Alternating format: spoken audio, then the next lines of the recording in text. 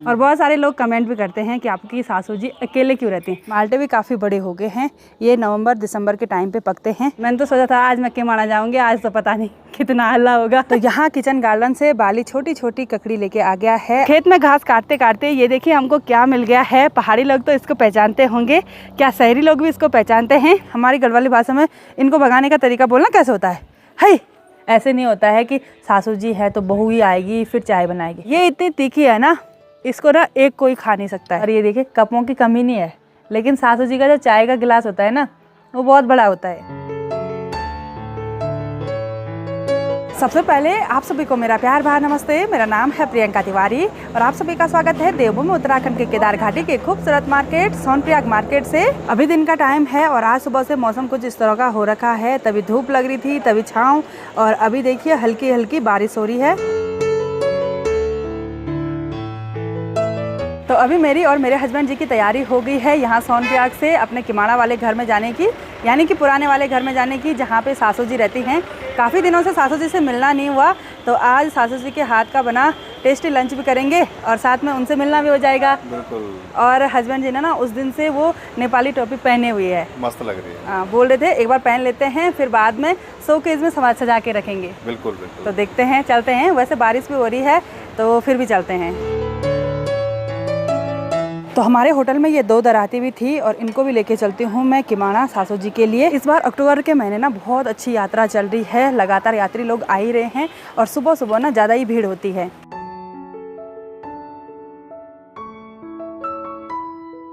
तो चलिए जी, हम पहुंच गए हैं किमाड़ा के नीचे रोड में। यहाँ से ऊपर पैदल है और यहाँ पे काफ़ी सारे गांव के लोग मिले। चढ़ाई पे चढ़ते हुए हम किमाड़ा के नीचे नाव के धारे में पहुँच गए हैं। यहाँ पे एक प्राकृतिक जल स्रोत है और हस्बैंड जी को तो चढ़ते चढ़ते प्यास लग गई। यहाँ पे पानी का आनंद ले रहे हैं।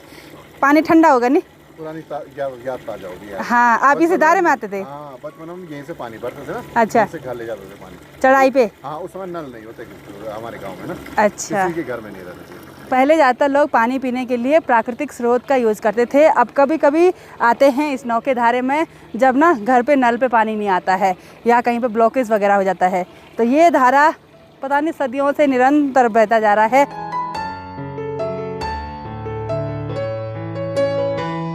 तो चलिए जी, हम अपने पुराने वाले घर में पहुंचने वाले हैं और यहाँ देखिए ये सुंदर से रेवली के फूल खिले हुए हैं और इसी के साथ ये ब्लू कलर के फूल भी खिले हैं। ये मॉर्निंग ग्लोरी के फूल हैं और ये बेल टाइप की होती है और आजकल ही ये राजमा के साथ पाई जाती है क्योंकि इसके और राजमा के पत्ते सेम सेम होते हैं। ये देखिए जी, प्रणाम। प्रणाम जी। हाँ, ठीक है गौर जी। तो बहुत दिनों के बाद यहाँ पुराने वाले घर में आ रहे हैं और सासू जी ने अपना गुस्सा तो फ़ोन पे निकाल दिया था कि यहाँ नहीं आए। तो ऐसे ही नहीं आए, टाइम ही नहीं लगा। तभी आपके नाती को देखने के, तभी यहाँ तभी वहाँ, हर समय बिजी। अच्छा, आपको ही बोला था ना मैंने देहरादून चलो। कब जा रहे? कब आए? कब आएंगे? अच्छा, तो अभी तो घर में तैयारी चल रही है देवर जी की शादी की, और देवर जी की जैसे शादी होगी ना फिर ठंडियों के टाइम पे सासू जी ने यहाँ क्या करना, देहरादून चले जाएंगे आराम से। और बहुत सारे लोग कमेंट भी करते हैं कि आपकी सासू जी अकेले क्यों रहती हैं। अकेले नहीं रहती हैं सासू जी, देवरानी जी हैं, उनके छोटे बच्चे हैं देखने के लिए। लेकिन सासू जी की एक ही प्रॉब्लम है, सासू जी खेत में काम करती हैं। कुछ काम नहीं करते? हाँ हाँ, साग सब्जी के बस थोड़ा बहुत, पर हम चाहते हैं उतना भी ना करें, लेकिन बुजुर्ग आदमी मानते ही नहीं है। मैंने तो सोचा था आज मैं किमाड़ा जाऊंगी, आज तो पता नहीं कितना हल्ला होगा। लेकिन फ़ोन पे कर दिया था थोड़ा बहुत। अच्छा, मेरी याद नहीं आ रही है तुमको, ऐसे बोला था। सासू जी किचन गार्डन में काफ़ी मेहनत करती हैं, इसलिए यहाँ पे देखिए राजमा की बेल पर काफ़ी सारी राजमा भी लगी हुई हैं। कुछ पक गई हैं और कुछ हरी हरी हैं। और इधर साइड ये माल्टे के पेड़ हैं और माल्टे के पेड़ पे माल्टे भी काफ़ी बड़े हो गए हैं। ये नवंबर दिसंबर के टाइम पे पकते हैं। अभी इतने बड़े हुए हरे हरे हैं और एक देखिए किसी ने तोड़ भी दिया था, 3 लगे हुए थे। और इधर साइड देखिए एक पेड़ पे ना बहुत सारे नींबू लगे हुए हैं। ये पहाड़ी नींबू हैं, ये बड़े बड़े होते हैं। ये देखिए इतने बड़े ये अभी हो गए और दिसंबर जनवरी तक तो ये पीले भी होते हैं, बड़े बड़े हो जाते हैं। तो यहाँ किचन गार्डन से बाली छोटी छोटी ककड़ी लेके आ गया है। आजकल ऐसे ही बुंगुरचू होते हैं। और अब मैं चलती हूँ यहाँ किचन में। हस्बैंड जी यहाँ पे आज का लंच करने लगे हैं कैसे हो रहा? अरे मजा आ रहा, मजा आ गया बहुत दिन के बाद माँ का हाथ का खाना खा रही हूँ। हाँ बिल्कुल। और सासू जी अचार भी दे रही हैं और मैं ये खीरा काट लेती हूँ और मेरे लिए भी यहाँ पे परोस के रखा हुआ है खाना। तो लंच करने के बाद बर्तन वगैरह धोए और आराम बिल्कुल भी नहीं किया और अभी हम सब की तैयारी हो गई है उधर खेतों में जाने की। वहाँ पे सासू जी ने थोड़ा बहुत घास इकट्ठा करके रखा हुआ है और थोड़ा बहुत और भी काम है, तो आपको भी दिखाते हैं। तो चलिए जी, यहाँ से ऊपर 3-4 खेत हमारे हैं। सासू जी और बाली तो पहले ही चला गया है उन खेतों में, और इन खेतों में जाने के लिए रास्ता नहीं है, दीवार फांद के ऊपर जाते हैं। अच्छा हुआ हस्बैंड जी भी आ गए, नहीं तो ऐसे कौन खींच पाता। इन खेतों में देखिए अच्छी तरह से न्यार भी काट दिया है। ऊपर वाले खेत में चलते हैं। ये वाला खेत थोड़ा सा बड़ा है और इसमें देखिए न्यार काट के सासू जी ने उस घास को बांध दिया है और बालेश्वर यही मदद करने के लिए हमारे साथ आया था। तो बालेश्वर को हम घर में बाली बोलते हैं, सॉल्ट नाम है उसका, और वो जिस काम के लिए आया था वो कर रहा है। सासू जी की मदद कर रहे हैं हम सब लोग। और मैं चलती हूँ सबसे ऊपर वाले खेत में, वहाँ पे घास वगैरह काटना है, न्यार काटना है, सुखाने के लिए रखना है। तो बालेश्वर हमारे साथ दुकान में काम करता है, तो वो इसी एरिया का है, तो उसको पता है कि यहाँ कैसा काम होता है, इसलिए हम उसको खेत में भी ले गए आए हैं।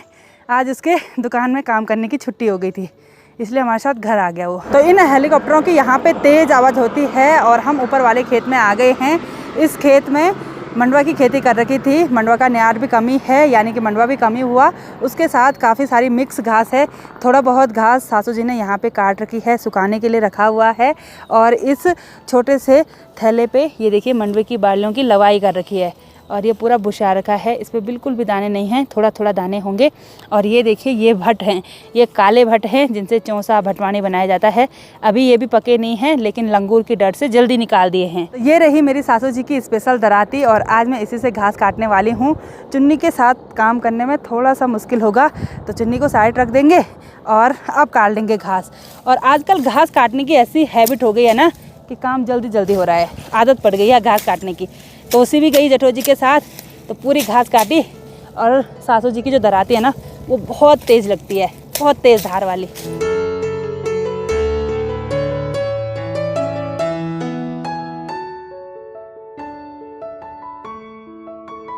तो खेत में घास काटते काटते ये देखिए हमको क्या मिल गया है। पहाड़ी लोग तो इसको पहचानते होंगे, क्या शहरी लोग भी इसको पहचानते हैं? ये देखिए बिल्कुल नुकीला सा है, कांटे की तरह। तो मैं आपको बता देती हूँ, ये साई के पीछे का पंखी बता सकते हैं इसको। पंखी होगा क्योंकि उसके ऊपर ऐसे लगे रहते हैं। तो साई को हमारी गढ़वाली भाषा में सोलू बोलते हैं। तो सोलू पे काफ़ी सारे होते हैं। हमारे खेत के रास्ते आ गया होगा ना, तो ये झड़ गया उसका। और हमारे पहाड़ी रीति रिवाज में जब किसी छोटे बच्चे का मुंडन संस्कार होता है ना, तो जितनी भी चोटी सिर पे बनाते हैं, ऐसे चोटी के अंदर ऐसे घुसा देते हैं। तो ये शुभ कार्यों में भी काम आता है, तो इसको हम पहले इकट्ठा करते रहते थे। तो सामने केदारनाथ वाली पहाड़ियों पे देखिए बारिश के साथ बर्फ़ भी लग रही है। अभी बादल भी लगे हुए हैं, साथ में बर्फबारी, साथ में धूप भी लगी हुई है। और दूसरी वाली पहाड़ी की साइड देखिए बड़ी सी इंद्रधनुष लगी हुई है। तो यही तो पहाड़ों में रहने का असली आनंद है। साथ में हम काम कर रहे हैं और साथ में प्रकृति के खूबसूरत नज़ारों के आनंद भी ले रहे हैं। चलिए जी, फाइनली इस छोटे से खेत से हमने सारा न्यार काट दिया है, सुखाने के लिए रख दिया है। और अभी इतनी ठंडी हवा चल रही है ना, मैंने स्वेटर ही पहन ली। जैसे ही काम करना बंद किया ना, सीधे हाथ पाँव ही उलझ गए। ये देखिए बिल्कुल नीले पड़ गए हैं। अब तो यहाँ ठंडा का ही मौसम है, बस अब गर्मी तो सीधे नेक्स्ट ईयर ही देखने को मिलेगी। तो अब चलते हैं घर की ओर। और सासू जी ने एक छोटी सी भारी और लगाई, वो बाली ले जाएगा। मैंने बोला बाली तू ही ले जा, क्योंकि मेरे इधर और इधर साइड ना बहुत दर्द हो रहा है आजकल। रोज़ ऐसे ऐसे काम कर रहे हैं ना, फिर ऐसे नहीं हुआ जा रहा है। तो बाली ने ना 2 भारी न्यार की गौशाला तक ले गया और अब एक भारी ये काले भट्ट की है वो घर पे ले जाएगा। और मैं भी खाली नहीं हूँ, मेरे पास भी एक छोटी सी पूली है घास की। ये वाली पूली सासू जी ने निकाली, बिल्कुल हल्की सी है। घर में बैल हैं तो बैलों के लिए लेके जाऊँगी। अभी तो हमारे पुराने दिनों की याद ताज़ा हो गई। हमारी भी ऐसी भैंस थी और जैसे चर के आते थे ना, हम भी हई हई करके आगे भगाते थे। हमारी गढ़वाली भाषा में इनको भगाने का तरीका बोलना कैसे होता है, हई हई। ये देखो सीधे चलने लग गई। तो इस घास की पूली को लेके आ गई हूँ मैं सीधे गौशाला में। और यहाँ पे बैल हैं, देवरानी जी भी घास लेके आ गई हैं। और ये पूली भी देवरानी जी जब अंदर बांधेंगे ना बैलों को तभी दे देंगी। तब तक मैं थोड़ा सा ये खुली घास दे देती हूँ। तो अब मैं आ गई हूँ किमाना के अपने छोटे से किचन गार्डन में, और इसमें देखिए हरी पत्तेदार सब्जी राई बहुत अच्छी हो रखी है। साथ साथ में मिर्च के पौधे भी हैं, तो इनसे ना हरी मिर्च निकाल देंगे क्योंकि थोड़ी देर में हमने सोनप्रयाग जाना है। तो सासू जी ने आवाज़ लगाई कि हरी मिर्च जितनी भी चाहिए उतनी निकाल दो। तो ये देखिए इतनी बड़ी बड़ी हरी मिर्चें, और ये इतनी तीखी है ना, इसको ना एक कोई खा नहीं सकता है, मतलब इतना तीखा है, कान से धुआं निकलता है सीधे। तो जैसे हम घर पे आए, सासू जी ने गर्मा गर्म चाय भी बना दी है, और बालेश्वर और हस्बैंड जी तो पीने लगे हैं चाय। तो मेरे लिए भी गर्मा गर्म चाय, वो भी गुड़ के साथ। वैसे तो अमूमन आपने देखा होगा कि एक बहू सास को चाय देती है, लेकिन सासू जी जल्दी खेत से घर आ गए थे और उनको लगा कि शायद हमको ठंडा लग गया, जल्दी जल्दी गर्मा गर्म गुड़ वाली चाय बना दी। तो ऐसे तो गांव में हर किसी के परिवार में देखने को मिलता है। ऐसे नहीं होता है कि सासू जी है तो बहू ही आएगी फिर चाय बनाएगी, ऐसा कुछ नहीं है। और सासू जी अब अपने लिए भी लेके आ गए हैं, और बहुत पहले कमेंट आ रखा था कि अपने सासू जी के लिए छोटे छोटे कप ले जाना, और ये देखिए कपों की कमी नहीं है, लेकिन सासू जी का जो चाय का गिलास होता है ना, वो बहुत बड़ा होता है, हमारा थोड़ा छोटा। तो चलिए जी, फाइनली हम सोनप्रयाग में अपने लॉज में पहुंच गए हैं, और आज दिन भर की हल्की हल्की बारिश से मौसम काफ़ी ठंडा हो गया है। एक स्वेटर में भी काम नहीं चल रहा है, अब जैकेट वगैरह पहन लेते हैं। और पहाड़ियों पर बर्फ़बारी होने के साथ साथ केदारनाथ धाम में भी बर्फ़बारी हुई, हल्की हल्की हुई, लेकिन इस साल की पहली बर्फ़बारी भी शुरू हो गई है। तो आज की इस वीडियो को यहीं पे एंड करते हैं। आई होप आपको वीडियो पसंद आई होगी। वीडियो पसंद आए उसको लाइक कीजिए, कमेंट कीजिए और अपने दोस्तों के साथ शेयर कीजिए। मैं प्रियंका योगी तिवारी मिलती हूँ आपको अपनी अगली नई वीडियो में। तब तक के लिए जय देव भूमि उत्तराखंड।